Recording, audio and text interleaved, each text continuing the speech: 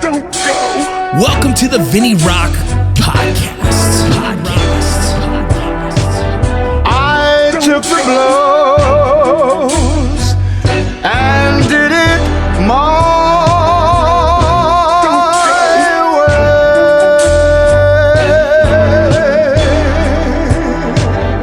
way. It's time. The Vinny Rock Podcast. What up, what up, what up? It's the Vinny Rock Podcast, y'all. I got a really cool podcast today, man. I'm actually really excited about this. Got Mike Glover. You guys know who he is? You know who he is. All right. This dude has Fieldcraft Survival. He also has American Contingency. This guy right here has some awesome knowledge to drop on you. And the crazy thing is, he's getting a lot of flack for it, and I don't know why, but you guys get to hear from his mouth. Incredible, incredible mindset this man has. And so before we get to that, we got to get to the sponsors. We got Core Medical Group is a telemedicine company that will send testosterone to your house directly if you need it. Yes, if you guys need a testosterone replacement therapy, I recommend every single one of you go get your blood work done. If you're over 25 and you're not feeling so fresh, hit them up. They'll get your blood work done. You'll get your blood work done, and they'll tell you exactly what you need. And if you need TRT, they'll send it directly to your house in a very discreet package. They do multiple other things as well. You guys go look them up, check them out. If you guys need their information, hit me directly, and I will send you directly to my dude who runs it. Also, Beyond Clothing. Beyond Clothing is outdoor expeditionary clothing, a layered system. The winter's coming. You want to be prepared. Go get yourself some gear. Just go look at the company. Trust me, beyondclothing.com. Go look at their stuff, and you will not be disappointed. Beautiful stuff they have there, and it's always high quality. Use that promo code ROCCO. Get yourself some discount on that jam. Willie Pete's Chocolates. This man makes chocolates from his house. Yeah, makes it homemade chocolate with spice, different Scoville units. If you like spice and you like chocolate, you'll love Willie Pete's Chocolates. Go check them out, williepeachchocolate.com. Oh, shit. Just make sure, because it's .com or .org. People use different ones, and I don't want to mess that up. Willie Pete. Oh, my goodness, Vince. What are you doing? Willie Pete's. I'm going to have to get back to you on that. I can't even believe it. Willie, either way. See, now I'm curious. I don't want to. Willie Pete's Chocolates. Here we go. It is williepeachchocolates.com. williepeachchocolates.com. You will love it. Oh my goodness. GMR Gold. GMR Gold is a precious metal company. I just had two buddies purchase the $400 or $300 package. They love it. They're super excited about it. That's GMR Gold. Also, the Bullion Box is the subscription base of GMR Gold. So Bullion Box, you can get your little precious metals sent directly to your house every month. Go check them out. I really enjoy them. I'm waiting for my next shipment to come in here soon. Super excited about GMR Gold. Use my promo code ROCCO. Barry Law. It is a law firm that was created by a veteran, and now his sons run it. They are veterans as well, combat veterans. They are there to make sure that you get what you deserve with your VA benefits. If you feel like you've been treated unjust, if you feel like you're not getting the ratings that you deserve, please hit up Barry Law at ptsdlawyers.com. ptsdlawyers.com, and get yourself situated. Get that money that you deserve. Perseverance Survival, home of the original Wilby hoodie. They also have Ranger panties in all kinds of different colors and styles. You'll love them. I love them. That is a veteran-owned business as well. They're doing their thing. Go check them out. You got Modern Gun School. Modern Gun School. You can go to mgs.edu, or you can go to their Instagram at Modern Gun School. That is a distance learning armor school. There you go.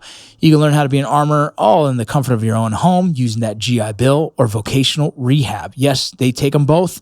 If you're just sitting on those and you're not using them, you might as well get better. You might as well work towards getting better.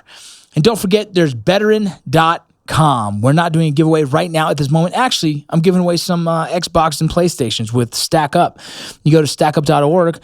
You can check that out. We'll be giving away some, I think, 6 different Xboxes or PlayStations this month. And in Christmas time, they're going to be giving away some PCs to veterans all across the nation. It's a really cool company, working partners with them. And with that, veteran.com is there for you. We got shirts. We got new stuff coming out, working on some new products, hopefully coming out really fucking soon.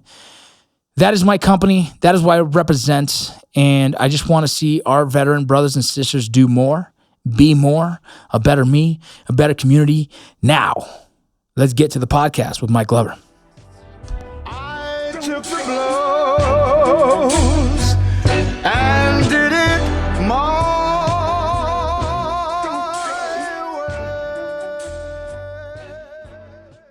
Listen, dog. Listen, dude. My brain doesn't. You guys already know who this is. Mike Glover. What up, dog? What's up, man? Dude, so here's the funny thing. We connected through social media, but we've been connected for years through friends or contacts. When you're in the special operations community, it's very easy to just be associated with someone just by someone else, right? And then by chance, your name kept coming up, dude. So I'm gonna tell you, not in a bad way. No, it was a good way. It was a good way. No, I don't associate with shit talkers too often, but I was walking out of a Starbucks. People can be like, "Oh my God, Starbucks!" I was walking out of a Starbucks in LA. I was actually waiting for my wife to come. She was flying down to visit me because I was working on set with Mayans. And we were in Burbank. As I'm leaving a fucking Starbucks, I rip off my mask, right? Because those masks are fucking irritating at times, right? Can't breathe. Right. So I ripped it off, and a dude was walking by at the same time and goes, "Rocco." I was like, "Yeah." And he goes, "Dude, I'm a big fan." I was like, "Oh, fucking cool, man. What's up, man?" So we ripped it for a minute. He's a Latino kid in the San Fernando Valley where I grew up, so we had a lot to talk about. But then it went into like, "Bro, are you on Discord?"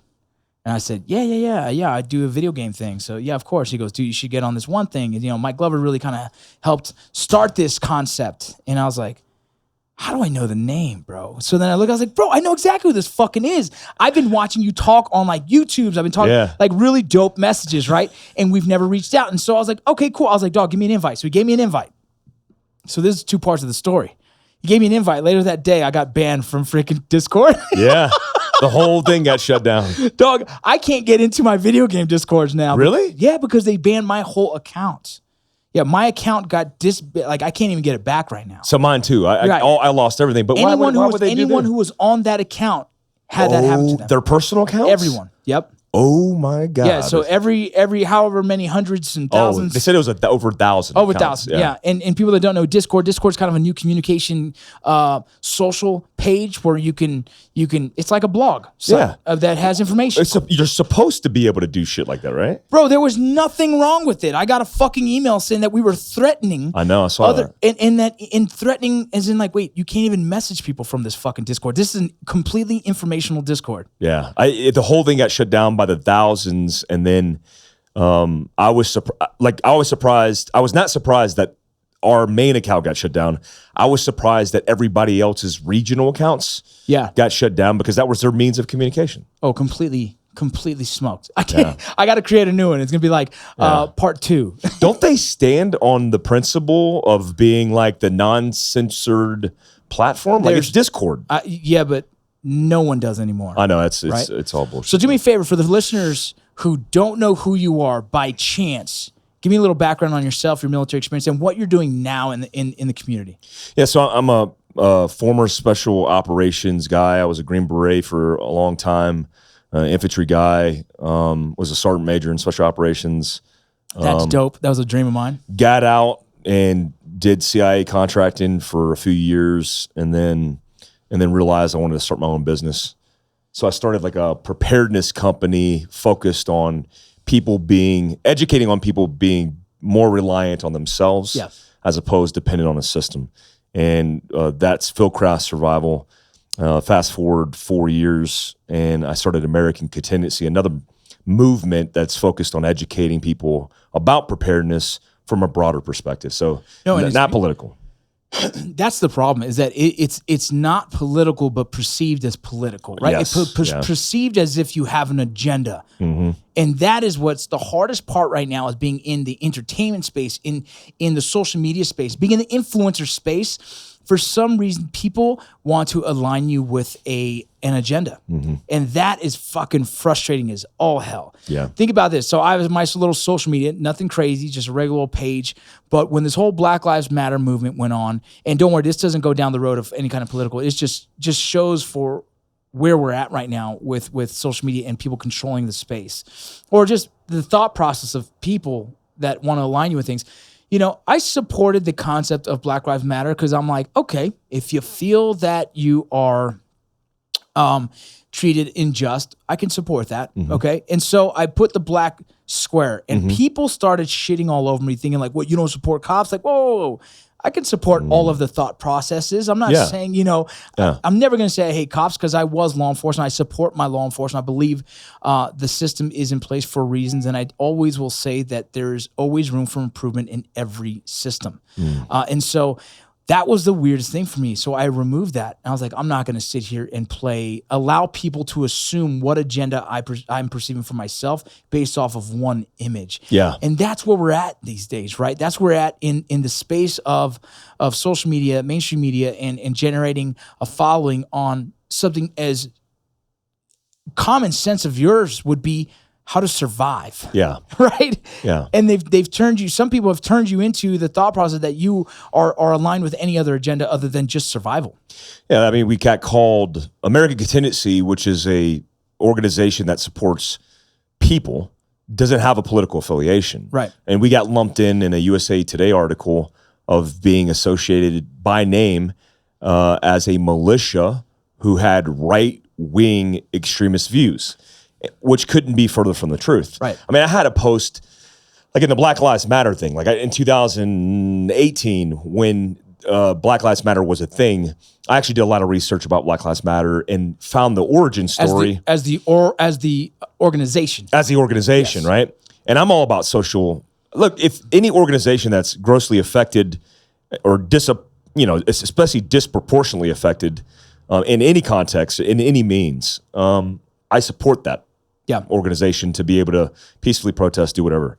In 2008, I believe it was 18, I did a podcast in 19 about that circumstance in 18.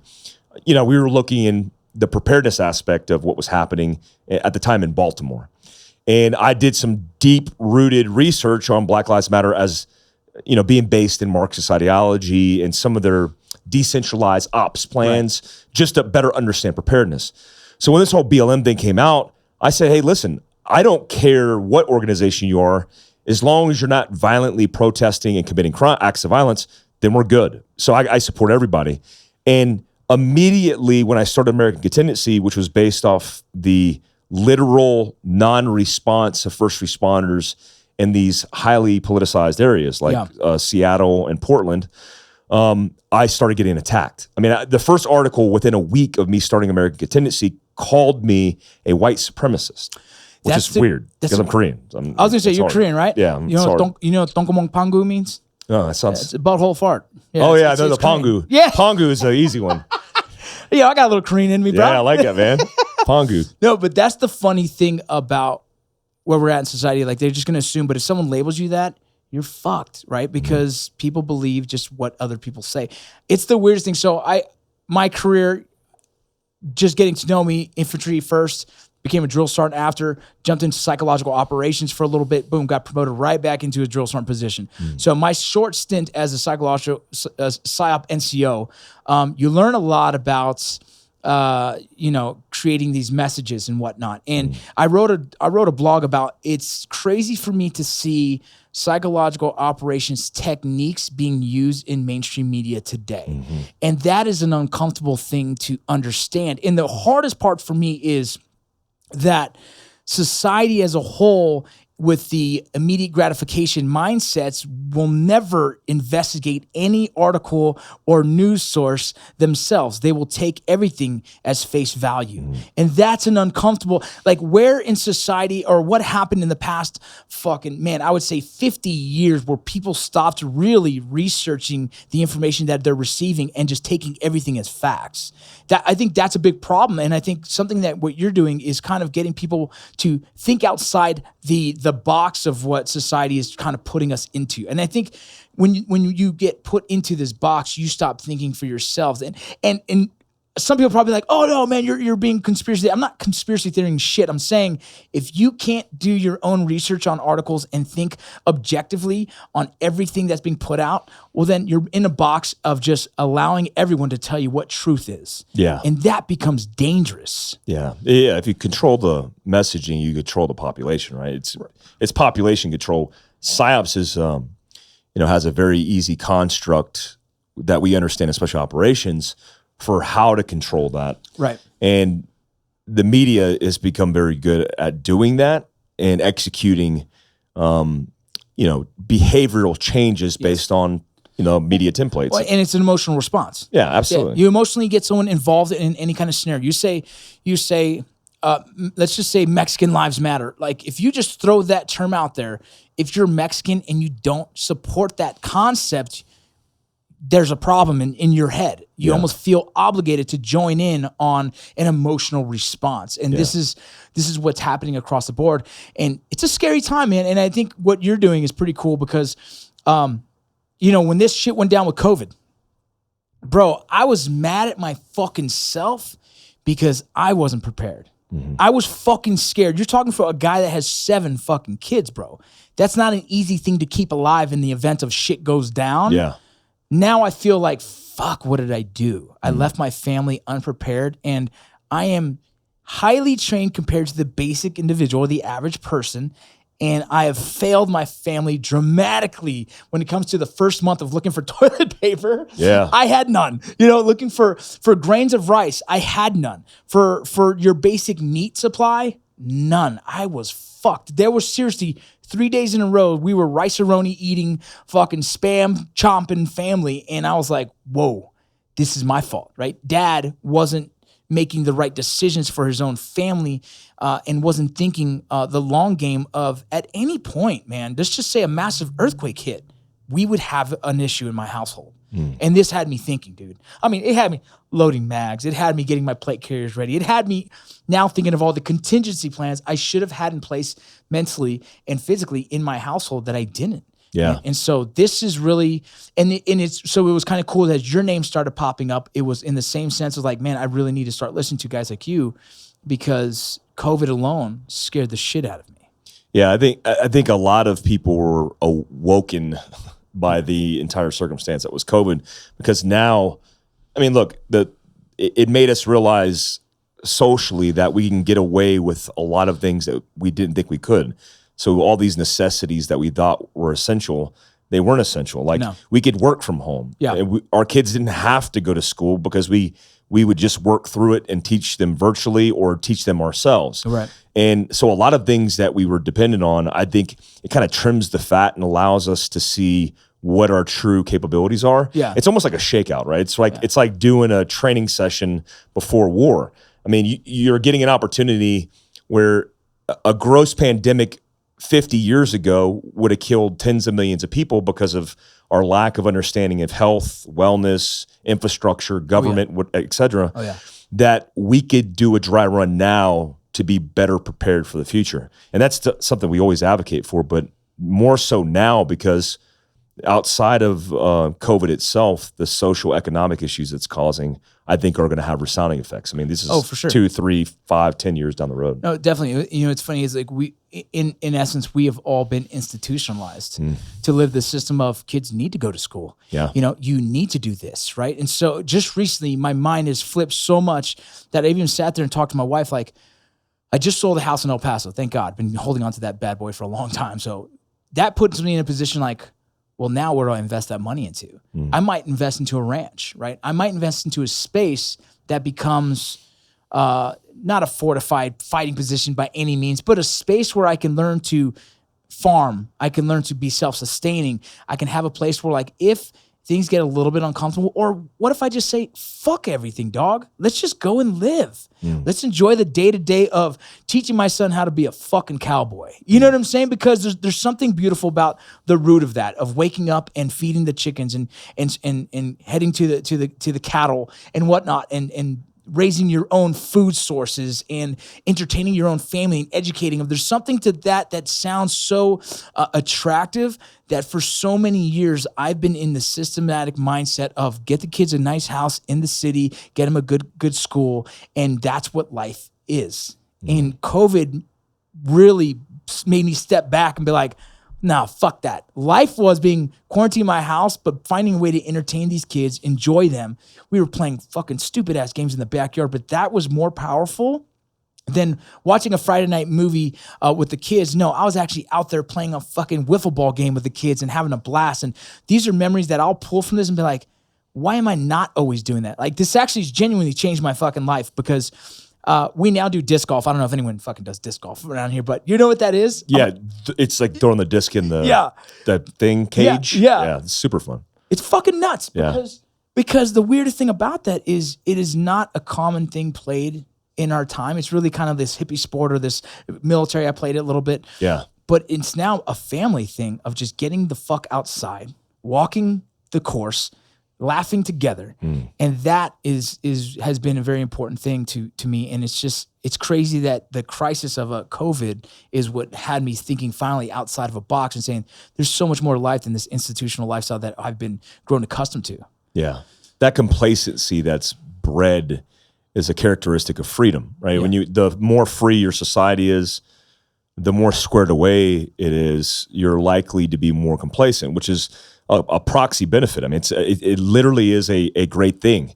The problem is if you don't in place your own contingencies and thinking outside the worst case scenario potentially, and you don't have a plan. You know, it starts with a plan, but if you don't have a plan of action, then you're likely to be a victim in that circumstance. And most societies can get away with that in some form or fashion.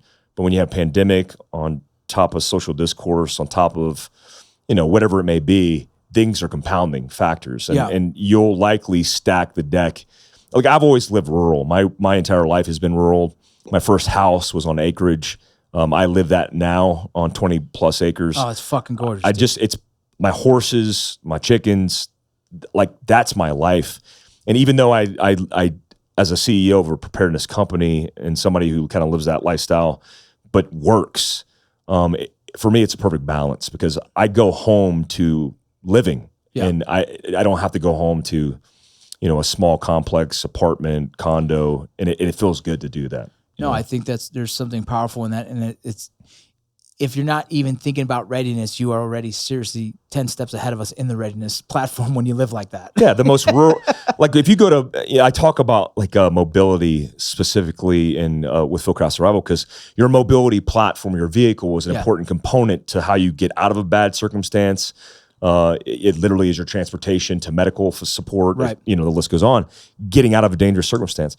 This vehicle platform, like having extended fuel tanks, for example, was something that I've educated people to get, but rural America knows that, because then you're near Montana and you go 200 miles without a gas station. Right. You need that. Yeah, you've already grown accustomed to some of the things that you recommend to the average person who doesn't even think that's a thing. Yeah, rural America, you could learn a lot from rural America, which I think is super beneficial for people.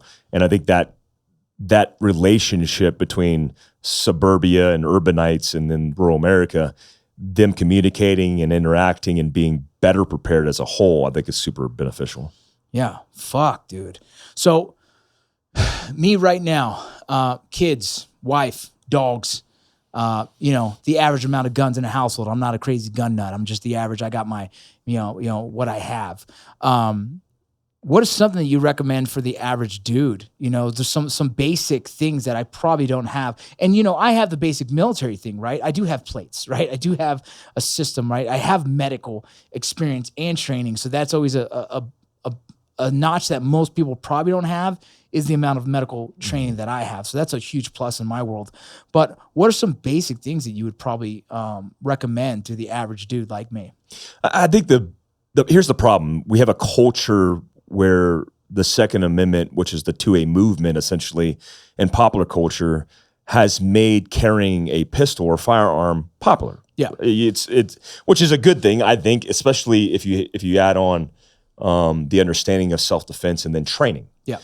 But it's not cool just to carry a gun in your waistband and not have any understanding of kind of like, dude, the scariest thing. Like, hey, what are the legal ramifications of me using this? And then not understanding like the statistical probability of survivability. I mean, the likelihood of you being in a gunfight is very slim compared to a potential accident, right? 30,000 people a year die in vehicle accidents, for example.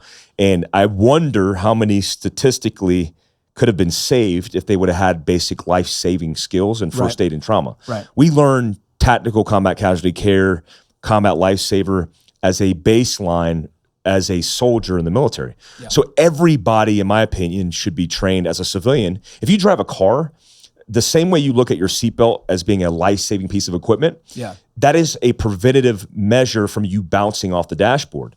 Well, why would you not carry a tourniquet that's $29.99? You just paid $30,000 for a vehicle. Right. Why would you not pay $30 for a tourniquet that could stop the bleed via an extremity and takes you about an hour on YouTube to understand in principle and then learn the actual skill sets that are necessary to save lives, including that of your family. Right. So, when I worked for the CIA as a contractor and I'm in the middle of Yemen, I am my own first response. Right. Well, I don't have a QRF of Ranger Regiment guys and, MH-60s that are come saving my ass.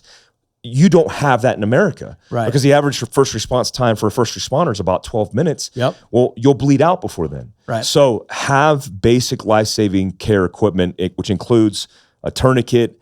We carry a vehicle trauma response kit for fieldcraft survival, which encompasses all the things, including like burning bandages that you would need to save your life. Yeah. But we also provide the training. Carry a med kit in your car, an individual first aid kit like we did in the military, and have the ability to upgrade that anywhere. On my everyday carry in my Patagonia fly fishing bag that I carry everywhere with me, I have a tourniquet. In your vehicle, you should upgrade that in capacity and have a first aid kit. Yeah. In your home, the shit should look like a hospital. Yeah. I mean, why not? If you care about your family and about sustaining survivability, you should have the antibiotics. You should have the life-saving gear.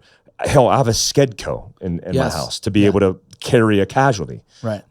First aid is underutilized, underappreciated, and rarely ever trained. Dude, I'm going to tell you right now, man, it's crazy about, you say that about first aid. So joining the Border Patrol, I got into the Border Patrol in 2009. A regular agent for 2 years. I started looking into the special operations teams. There's a BORTAC team and a BORSTAR team. BORTAC is the tactical team. It's essentially the SWAT of the Border Patrol. BORSTAR is essentially a looser version of what a PJ would be. Yeah. You're a search medical rescue person. And that appealed to me. So I became a BORSTAR agent in 2011 or something. And when I got there, the weirdest thing to me was that BORTAC was so offended with BORSTAR agents working with them hand in hand. The higher ups, the older dudes, didn't understand why a medic needed to be on the X. And you know when I say on the X, it's like right on target, right? But then you had issues like the Brian Terry incident. Brian Terry was shot in the field by a drug smuggler and was killed pretty much. No matter what was happened, he wouldn't have had no medical personnel would have been able to save him with the injury that he sustained. But still raised the question like, but what if it was? Why wasn't a fucking medic on them, right? Some weird thing about the Border Patrol, and I'm just going to do my little gripe here, was how did the Border Patrol not transition in learning from the military, who's already at that time 10 years plus of combat experience? We have a medic with us on objectives all day, if not multiple. And if not, we are trained to have a high level of medical experience ourselves for that self-aid moment, right? Yeah. So it was just really, I had a lot of people getting pissed that I'm teaching tactics to medics so they can understand the SOPs of BORTAC, so they can be attached to BORTAC and actually work in the same room as BORTAC. I was the first dude, there was a handful of us, but I was the first dude really pushing this and fighting with BORTAC. Like, dude, what the fuck? as a medic, I have more combat experience than every fucking BORTAC dude besides like 2. And it's like, you should want a medic like me on target, ready to rock. And my job is solely to make sure you guys stay alive and stay in the fight. And it was this crazy argument that it never should be an argument, right? Medical is that important for every situation, not just combat, not just, in personal survival, but like, like our law enforcement officers within the past, 5 years are now like carrying tourniquets. You're like, what? Just now. Yeah. Like, how did that now become a thing? It should have been a thing. How are they not learning stop bleeding techniques or understanding these basics? Like, back in the day, they would give you a CPR fucking mask to hold, dude. And you're like, what the fuck am I going to do with this shit in the field, bro? Very rarely ever going to have an opportunity to use a CPR mask. And if I ever do, that is crazy. Yeah. What a crazy moment. Yeah, it's insane. I teach stop the bleed for active shooter scenarios, and I've trained many schools in that training. And I was really surprised at how many teachers weren't trained in first aid and trauma. Yeah. And then on top of that, didn't have any motivation to get trained. Oh, that's what it is. It's you live in the disbelief that it will ever happen to you, so why do it? That's just weird. Or that's just like, oh, that's scary. I don't want to think about that. Like, I get it. It's scary, but man, wouldn't you want to be ready for that worst case scenario? And maybe it's because where we come from, right? I always think worst case scenario. And sometimes it's a sickening thought because I think about it with my family. Like, oh God, if this happened, how would I handle that? Oh God, if this, and it eats me alive sometimes because sometimes I'm like mad at myself, like, why the fuck do you think that shit? Well, it's myself getting ready for that moment to be able to act and act accordingly in any scenario. I walk into, in PTSD counseling, are you always on guard? Like, yeah, man, because I should be, I think, because I am the protector of my world, right? My family is those are my soldiers. And as Sergeant Major, I want to make sure I'm making right decisions for them at any time. And so I'm always thinking of the worst case scenario. Oh, if there's a mass shooting now, if there was a bomb that went off, if there was one asshole just running around being a dick, what would I do? You know what I mean? And so I live in that mindset, but for some reason, I don't fully prepare myself like I should. And just like I said, recently I'm starting to make those changes, man. Yeah, it's hard. I think it's hard to change human behavior in any circumstance, especially when things are inconvenient, right? The reason, like part of my business strategy it's a purpose-driven strategy as well to get people to pay attention more to preparedness is I want to make it convenient for them. Like, for example, carrying a pistol, right? Right. Guys carry pistols and they'll buy a holster that's on their right. It used to be like a leather Uncle Mike's holster on the right side of their waistband. And then they would get in a vehicle, and then some people would realize not only is it in the wrong position, because if I draw a pistol as a right-handed shooter off my right hip band or waistband, I can't access it because I have a seatbelt covering it.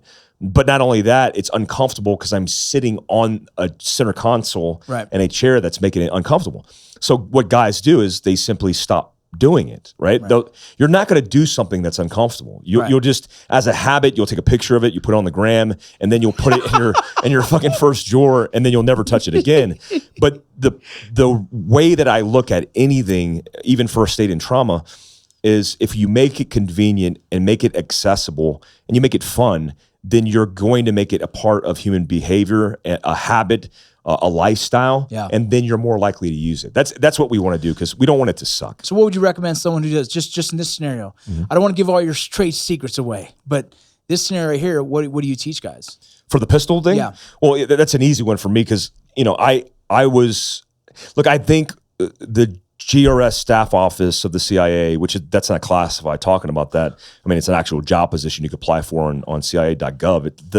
The CIA, just clarification. Somebody said that to me once, like, oh, it's classified. Like, actually, I'll send you a link to the actual application. You could just do that. That's OBSEC, bro. Yeah, there's nothing there. So the Global Response Staff Office, which protects the CIA overseas, I think they potentially invented what's called appendix carry now. Yeah. The reason I say that is because we are what's called mobile contractors, which means we roll mobile protecting people in vehicles. And so 99% of our job, we're inside of a vehicle. So if I'm sitting inside of a vehicle and I'm hinged at the hip flexor, which you are, everybody is, when you take a pistol and it's sitting anywhere over your leg, then it's going to be uncomfortable, and you're going to have a barrel of a loaded gun in your femoral artery, which is just not tactful. So when you put it center line, which is not the appendix, it's actually center line over your crotch, that's comfortable in position because you could sit in any position and have the pistol there. It's comfortable if you have abs. That's true. Yeah. If you have a gut and it's pointed back at your dick, then that's not uncomfortable. Appendix carry, there's some seasons where I'm all about it, and there's some seasons where I can't. You need to get a smaller frame pistol. That's all it is. Get it like a J-frame revolver. Or a chest rig while I drive. That's it, a chest rig. So I like the positioning of appendix carry, but here's the benefit. If you're a guy who does the right hand or right waistband, right hand carry holster, and then you're the guy, which I've seen happen before, you get inside the vehicle, you pull your gun out, you put it in the center console. That's a bad habit to instill because one, you're pulling a loaded gun statistically more often, which would likely end up in something potentially happening just statistically. But you're also pulling a gun out in the middle of a parking lot of Applebee's. You know what I mean? Like, you don't need to be doing that. So if you have an appendix carry, you have access because you could take the seatbelt and actually lift it and put it behind the frame of the gun. And also, it's comfortable. Nice. So just do that. Or do like I do right now, which is a seasonal thing and also environmental thing. We live in Utah, fly fishing. I pass 50 fly fishing people driving from my house into my business. Carry a fly fishing bag that fits in your environment or a MERS, purse, whatever it is, and carry a pistol in the back. And now it's convenient, it's accessible, and you don't have to be uncomfortable in carrying. My scariest thing, and you were saying, but I want to caveat to that. The scariest motherfucker in the room is a guy with a gun with no training. Dude. Absolutely. That's the crazy thing is you see a lot of guys carrying guns, but we all know they don't train as much as they should, or they probably don't train at all. It's a response to, let me protect myself in really weird times by buying a gun, but let me not do anything with that fucking gun, but just keep it in the box or put, you know what I mean? And that is so strange to me that we have a society that likes to say they have guns or a lot of people buying guns to save themselves but don't know actually how to use that gun, which now poses the threat. Well, now you just brought a gun to the fight. In the law enforcement space, I always tell people that, like, hey, in a use of force situation, there's always a gun involved. Why is that? Because you have it on you, and at any point they can take it from you. You know, and so in that sense, it blows me away that people even buy guns that don't train with the guns. Like, my brother just bought a gun recently. I said, bro, you better fucking train with that thing, because I know he doesn't have experience with guns, but he lives in Arizona. He's like, you know what? I'm thinking about getting a gun. Dope, dude. Buy it. But you better pay for the fucking training as well. And you better find the schools and courses that are teaching you how to pull that motherfucker at the right time and add a little bit of stress to that system, so you actually understand when you're pulling it with a stress response, the difference in that. You know, and so it's this crazy thing with anyone with a gun who if you guys buy one, please fucking train with that motherfucker. Yes.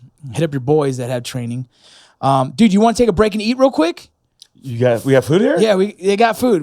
Shit, we can crush that. Yeah, let's do that. Yeah, let's do it. We're going to take a break real quick, and we're going to get some food. Well, give me a break. We are back from our Chick-fil-A. So good, man. Break. Dude, it's funny you said spicy chicken deluxe, because that's what I fucking ordered. I'm fat and happy right now. Bro, I feel good. Oof. I might fall asleep. I feel so good right now. Dude, so we were talking about, just some ways of the average dude to stay alive, and you harped on the medical side of things. And dude, if you're ever teaching medical and I'm around, I would love to join you, bro. Yeah. I'd love to join you, dude. That's the world that I just really enjoy, and I've done it. So you just tell me, man, now that we're neighbors. That'd be awesome. I mean, Heber City, right up the road from you, we teach workshops every weekend. Yeah. It'd be cool to have you up. That'd be awesome. For sure, dude. Yeah. I'm down with that. Let's do it. We'll figure that out. But so you guys are. Oh, I saw this morning on your Instagram feed. You guys are building out your facility, correct? Right now. We are. So we're doing the big reason we moved from Prescott, Arizona, was we wanted more real estate, and there's no real estate in Prescott, Arizona. Very small town, very conservative, awesome place, but there's not a lot of room for growth. And so we moved here. We have the shipping and receiving on the back end, but we have a classroom in the back that's huge.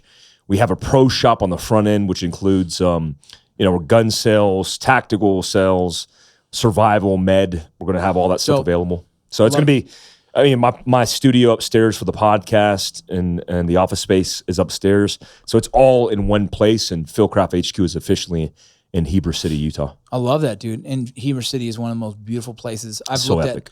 I've looked at some land out there. It's a little expensive for me, but Super rich. it's gorgeous though. Yeah. It's gorgeous. I golfed out there at I think the Soldier, Midway? The Soldiers. It might be Midway. It's called the Soldier something there. Yeah. Out there, out that way. Yeah. Beautiful freaking golf course. But so you guys teaching there, and then so we'll go back to the Discord thing where you had the American Contingency Discord that got shut down for whatever reasons. But explain to me what American Contingency is now and what the future is for that, or what the goals are for that. So American Contingency, we started as a means to kind of suppress the anxiety that we thought a lot of people were feeling. And that was based on DMs, messaging, traffic that we were receiving, where people were saying, hey, like, you're talking about all this stuff, but what can I do in my own community? Like, Right. What's the start point? And the go criteria for us in activating American Contingency was the first responders in Portland specifically that weren't responding to calls because they were dealing with riots and protests. So I have a huge problem with that because, I mean, your taxpayers' dollars are spent and pulled to be allocated for first responders to respond to you, whether it's EMS, fire, or police. And the absence of that is, I mean, it's super anxious for the average civilian who doesn't have any experience or training. Yeah, no, right? for sure. For me, I'm like, don't send anybody. I got this. Yeah, right. If it was me, if I'm in California, my wife called 911 and there was no response, she would lose her mind. Yeah, oh yeah. And because there's this expectation Yep. to being protected by your own society, and why are cops even there? They should be responding to a call, especially if you have any issues. And the fact that people weren't responding, Yeah, not at all. that's terrifying. And it was larceny, burglary, assault, multiple calls. It's not just like we delayed the time period in which the response was. It was nobody came at all. Yeah.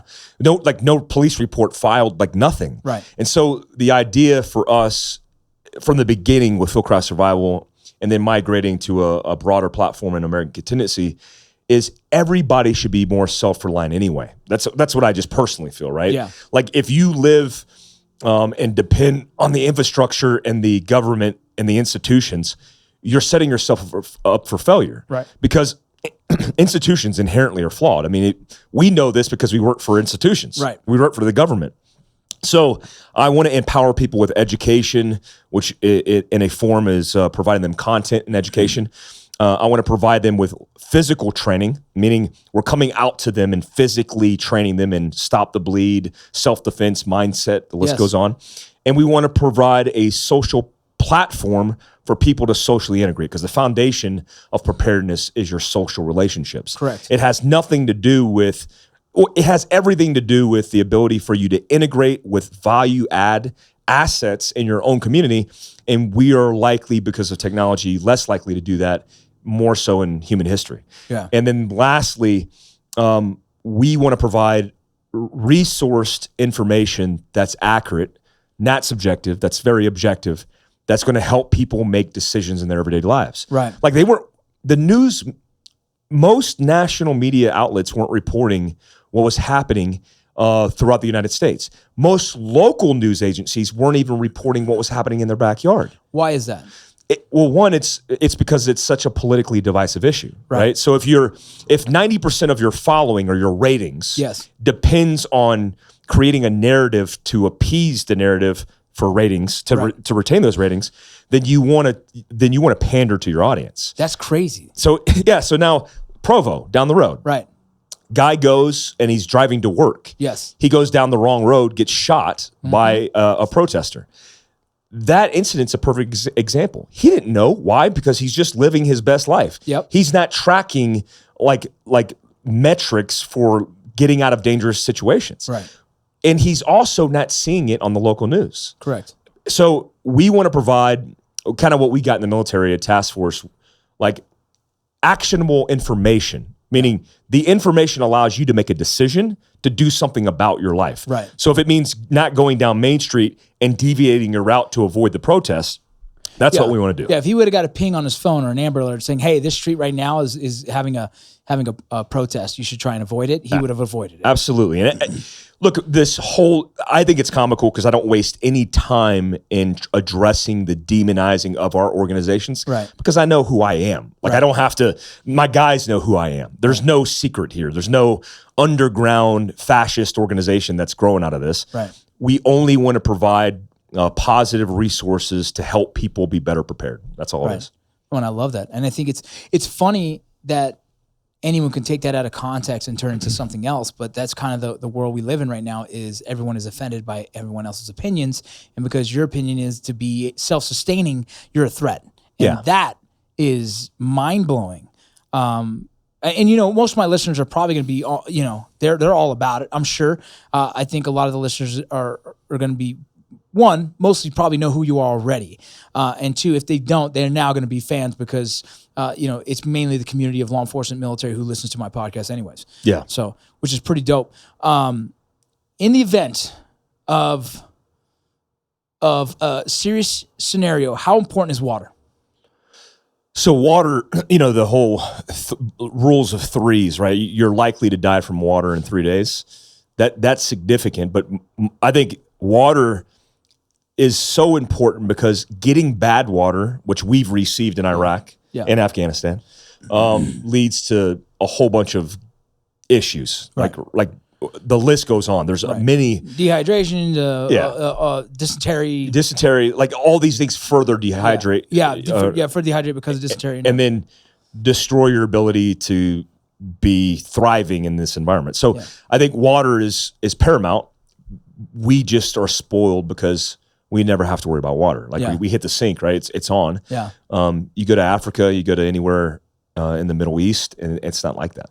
Yeah. It's super important. I have a 100-gallon tank in my house. Yeah. It was there because the person before me is LDS, and the LDS community has a very structured ideology of having at least, I think it's a year or 2 years worth of supply. Yeah, which is awesome. Which is super dope. And actually, I have the shelving for everything, but they're empty. Yeah. I need to fix that. I need to get it because I was actually the guy who used to own the house, me and him are really good friends. And when this was all going down, I talked to him. I said, dude, what do I do with these shelves? He goes, bro, this is where you put this. He talked to me about oats. He talked to me about rice. He talked to me about everything. And so now I'm trying to get that figured out. But yeah, I have this 100-gallon tank that it was just gifted to me by the previous owner of my house. Is it full of water or is it just a tank? It's just a tank. I got to get water in it, dude. I got to put water in it. Yeah. This conversation is like, I'm putting notes in my head like, oh, fuck, go home and do something, bro. Because I am the worst at this kind of thing, dude. But it's cool because having you here, you really are making my mind think even more. Do you train kids to self-defense as well? Do you train kids to, because I'm asking for myself. I have the gambit of kids. I have one kid that I'm going to have to put on a backpack and run, right? I'm talking the apocalypse, right? Like whatever you want to say, the zombies are coming and I need to protect and I'm going to use that just as a figurative of speech. I have my boy who's 8 months is combat ineffective. He just needs food and mom, right? Then I have 11-year-olds. I have 13-year-olds, 15-year-olds, 17-year-olds. In your head right now, just game playing that, what are the roles that each should play in this scenario and helping sustain the family? Yeah, the key is what you just said is like, what are the roles, right? Task organization is like the first step in identifying how, as a group or organization, you're going to tackle the problem. Right. And, like as a sergeant major in special operations, or even as just an informal leader, a young SF guy, when I would line anything out, the first thing I would do is line out who was who and what their responsibilities, their duties and responsibilities were. So one is defining that, right? Because everybody has a list of potential skill sets, and they're either a value or they're an asset. Now, a child just happens to be at a disadvantage because of their specific age. Right. Like if you actually, there's a couple of statistics that are interesting, but if you look at infants, which is 0 to 4, let's call it 4 years. Yeah. They actually have a high statistical probability of survival in outdoor austere environments. Literally, there's a case study, of different circumstances in survival scenarios. 0 to 4 years of age have a higher statistical probability of surviving in austere environments than hunters of their average age and demographic. Because in the event that a child's lost in an austere environment, they survive by primal means. And their primal means of survival are typically instinctive. They're biological. Yeah. If a child's cold, they're going to retain their own body heat, crawl into a tree trunk, do whatever it takes to survive. Right. If a hunter is cold, they're going to try to go and lost. They're going to go try to find their resource for fire. And ego might beat them too sometimes. Yeah, right? but that's a major part of it, right? Which is their cognitive abilities and their aptitude. So another interesting statistic is typically kids around the ages of 14, they are the less likely to survive in a catastrophe. That is because they have just enough aptitude, not enough life experience, so they're willing to make a decision, but they make the wrong decision, right? Oh shit! Or they don't listen to dad. Is fucking what happens. Exactly. Bro. They're the extreme versions Hard-headed of kids. the egotistical hunter. And so when you look at children, what I always tell people is you have to look at your children like you do your pets. And what I mean by that is how you conditionally train your children is the same way you would conditionally train your pets. Yeah. Like like a child is not going to contemplate at a young age, decision making, right? But if you condition them to do X and they'll execute because you give them a pro word. Like let's say you say Irene. And Irene is a pro word to meet and rendezvous at the mailbox because the house is on fire. Right. When you scream Irene and they run down the stairs and they're confronted with a fire on the stairwell, they wouldn't know what to do because they're tying in a technical response, a conditioned response with now a cognitive response. Yeah. They're running into the fire. Wait a minute, dad didn't train me for this. What the hell do I do now? Right? Oh. So we have to train our kids to respond conditionally, and we have to train our kids to think. So if you look at your situation, you have different brackets of different skill sets you have to teach and different conversations you have to have. Well, to me, it sounds a lot like, in Ranger Battalion training my soldiers. Ranger Battalion is not like SF. You guys don't have salty, trained, experienced personnel showing up to try out. We have the knuckleheads of the Society of Infantry and who want to join the special operations community that have no knowledge. They essentially, our kids, I used to call them kids because they have no sense, but it's like, look, dude, shoot what I shoot, run where I go. Don't question what the fuck I say. Let's go. And in my head right now, it's like, those are like my kids. Like I would have to train those guys who just follow my lead. And then eventually I learned this kid is really good at carrying weight. This kid is really good at thinking. You know what I mean? And now I identify that because I know my daughters. I have 2 daughters. One's a fighter, like a fucking massive fighter, badass. She won't quit. She's not a thinker though. I can't put her on the spot, but I need you to try and figure out how to build this. She's not that. If I give her instructions, she could bake a damn badass cake, right? Yeah, so she is a very technical, here's what I need you to do, go. My oldest one is a thinker. I don't know how, but build me a fire. And she'll be like, got it, boom. You know what I mean? So I'm thinking right now in my head, in the event of it, you'd have to know your kids and their personalities as well. And I have my 11-year-old boy. I'm just terrified for him. I'd probably have to put him on my back with my son that's 8 months. Just to make sure he doesn't chop his own foot off because he scares me in life. He doesn't make a smart thought process. He just goes at life full speed, 100%, and whatever happens, happens. And so in my family, I'd be super nervous about that. But it's crazy thinking. And in Ranger Battalion, that some of those guys are very young and just 17-year-old kids. And so trying to teach them, it reminds me of kids. So damn, I'd be terrified. And now I get nervous about having so many kids. But I also think I have a more certified fighting force because I have more kids. You got a fire team. Yeah, I got a team. I actually have a squad almost, Yeah, the interesting thing about what you said with the Ranger Regiment is on purpose we train conditioned responses the immediate action drill, right? Yes. Immediate action is an actual tactic in FM 7-8, which is reacting or responding to contact, right? To react to contact. Yep. When the example would be if you're on a 50 cal in Afghanistan, and a 50 cal for people who are listening is a large caliber weapon system that's typically indirect. It's a direct firing weapon system as well, but meaning it's not a super accurate Nat's ass gun that we're using like a sniper weapon system.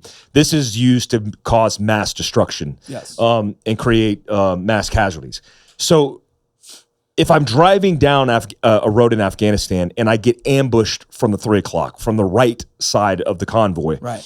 I'm not going to slew the gun, try to identify the target in an ambush, meaning receiving incoming fire that is effective or maybe ineffective, identify the target, go through a process of, traversing the T&E, basically manipulating the weapon system, be on target, identify the target, and then call the target and then shoot the target, right? That shot process is not going to happen, because the advantage of immediate action is when I slew the gun and I start suppressing the bad guys, that's an actual tactic, which means I'm changing the disposition of the bad guys. Yes. So maybe their heads are up, now they're down. Right. Maybe they were up, maybe they're running now. Yeah. Maybe now I just flushed them out. Maybe they stopped shooting and they're not as effective. Yeah. So when we look at conditioned responses in survival with children, we need to understand when to enact immediate action. Meaning, I don't require that you think, because I just want you to react. Yes. Right? That is the pro-word response. Right. That is